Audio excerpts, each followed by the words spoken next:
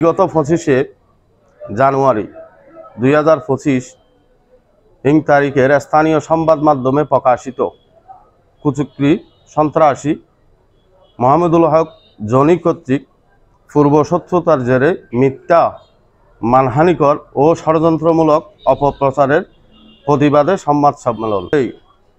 বলতে চাই, বিগত নবম জাতীয় সংসদ নির্বাচনে আমি মোহাম্মদ শাহজাহান বিএনপির মনোনীত প্রার্থী জনাব লুৎফর রহমান কাজলের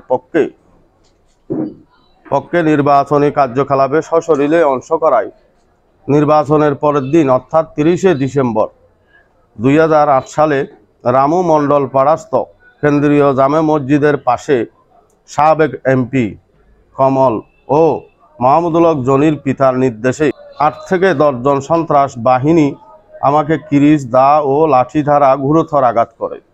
পরে বিএনপির মনোনীত প্রার্থী জনাব লুৎফর রহমান কাজলের সার্বিক তত্ত্বাবধানে আমাকে কক্সবাজার সদর হাসপাতালে নিয়ে যায় এবং কর্তব্যরত চিকিৎসক আমার মাথায় 6টি সেলাই সার্জারি করেন।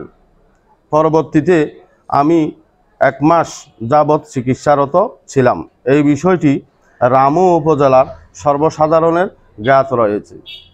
একাদশ জাতীয় সংসদ নির্বাচনের পূর্বে অর্থাৎ 24শে ডিসেম্বর 2018 সালে বাংলাদেশ জাতীয়তাবাদী দল বিএনপি রাজনৈতিক দলের সাথে সম্পৃক্ত থাকায় রামু উপজেলায় অন্তর্গত ঈদগড় আওয়ামী লীগের নির্বাচনী অফিস পুরা ও ভাঙচুর এবং বিস্ফোরণ দ্রব্য আইনের 5 ধারায় অপরাধ সাব্যস্ত করে রামু থানার মামলা নম্বর 31 তারিখ 24/12/2018 ইং ও জিআর 422/2018 নম্বর মামলায় আমাকে 17 নম্বর আসামি করা হয়।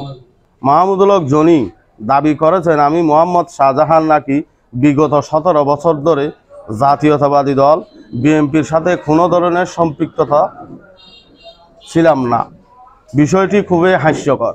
24/8/2024 ইং তারিখে বাংলাদেশ জাতীয়তাবাদী ছাত্রদল কক্সবাজার জেলা শাখার সভাপতি ও সাধারণ সম্পাদক কর্তৃক স্বাক্ষরিত এক সতর্কীকরণ বিজ্ঞপ্তিতে বলা হয়েছে, মাহমুদুল হক জনি পিতা আব্দুল হক সে কক্সবাজার জেলা ছাত্রদল এবং জেলা ছাত্রদলের আওতাধীন কোনো ইউনিটের সাথে সম্পৃক্ত নয়। সে বিগত ফ্যাসিস্ট হাসিনা সরকার বিরোধী আন্দোলন সহ সাংগঠনিক কোনো কর্মসূচিতে তার কোনো রকম সম্পৃক্ততা ছিল না। বিএনপির স্থায়ী কমিটির সম্মানিত সদস্য জনাব সালাউদ্দিন আহমেদের নাম ভাঙিয়ে বিভিন্ন সময়ে বিভিন্ন জন তার কাছ থেকে টাকা পাওয়ার ডকুমেন্ট সহ কয়েক দফে তার বিরুদ্ধে অভিযোগ করেছে। সে নানা জনের কাছ থেকে প্রতারণা করে টাকা আদায় করেছে। আমরা সেই অভিযোগকারীদের ও অবগত করি সে কক্সবাজার জেলা ছাত্রদলের কেউ নয়। রামু বাইপাস সংলগ্ন সিটি পার্ক কমিউনিটি সেন্টারের টর্চার সেলের নির্যাতন হতে রেহাই পাইনি আমি নিজেও ও আমার প্রতিষ্ঠানের কর্মচারীগণ। সেই মাহমুদুল হক জনি আমাকে আমার প্রতিষ্ঠানে মধ্যযুগী কায়দায় ভাঙচুর ও লুটপাট সহ হত্যার উদ্দেশ্যে পিস্তল ও ধারালো অস্ত্র দ্বারা গুরুতর জখম করেন। কোনো থানায় এই মাহমুদুল হক জনির নামে আমার রুজুকৃত 232/21 নং মামলা ছাড়া আর কোনো ধরনের রাজনৈতিক মামলা হয়নি। তাদের দীর্ঘ জেল হাজত বাস হয়। এই হাজত বাসকে কাজে লাগিয়ে রাজনৈতিক মামলায় হাজত বাস পার করেছেন বলে প্রতারণার শামিল জাতীয়তাবাদী দল বিএনপির বিভিন্ন নেতাদেরকে বিভ্রান্ত করেছেন। অথচ সম্মানিত সাংবাদিকগণ, বর্তমানে এই মাহমুদুল হক জনি ইয়াবা কারবারি সহ গরু চোরাচালানের সাথে সম্পৃক্ততা আছেন। সকল প্রকার চোরাচালান সামগ্রী রাখার জন্য রামু রেল স্টেশনের পশ্চিম পাশে একটি অবৈধ আস্তানা গড়ে তুলেছেন, যাহার চিত্র আমি সংযুক্ত করলাম। আমি প্রশাসনের নিকট বিনীত অনুরোধ করছি, এই মাহমুদুল হক জনির আস্তানাটি তল্লাশি করলে অনেক তথ্য প্রমাণ বের হয়ে আসবে। সে বিভিন্ন সময় জাতীয়তাবাদী দল বিএনপির কেন্দ্রীয় নেতাদের সাথে তোলা কিছু ছবি সামাজিক যোগাযোগ মাধ্যমে প্রচার করে সাধারণ জনগণ ও প্রশাসনকে বিভ্রান্ত করে হয়রানি করেন।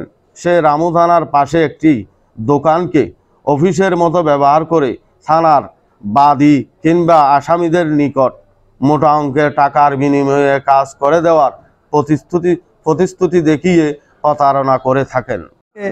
2000 সালের আগ থেকে আমাদের জাতীয়তাবাদী দলের সাথে আছে এবং জানি, কিন্তু জনি যে ছেলেটা, এই ছেলেটা তো আমাদের জাতীয়তাবাদী দলের সাথে তেমন দেখা যায় নাই। 2005 সালের পর থেকে উনি তখনও আমাদের বিএনপির মূলধারার বাইরে। আমাদের রামু থানার একটা বিএনপির মূলধারা আছে, আমরা লুৎফর রহমান কাজল এবং আমাদের বাংলাদেশ জাতীয়তাবাদী দল জেলা এবং রামু উপজেলা আমাদের একটা চেইন অফ কমান্ড আছে। উনি চেইন অফ কমান্ডের বাইরে গিয়ে এখানে সন্ত্রাসীমূলক কার্যকলাপ চালাতে চাই।